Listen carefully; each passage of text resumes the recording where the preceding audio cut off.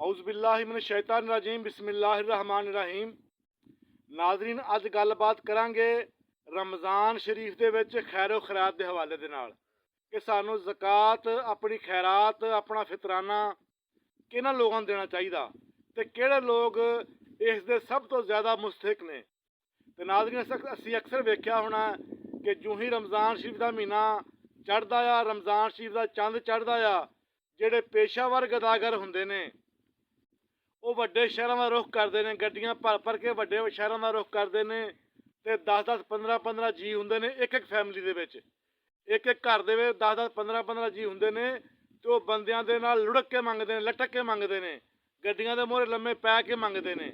तो नाज़रीन, वो एक खानदान, एक फैमिली जिहड़ी है वो महीने का तकरीबन 10 लाख 15 लाख वड्डे शहरों चों कमा के लियाउंदे ने, जिहड़े कि असीं मुस्तहिक लोगों तक नहीं पहुँचा सकते।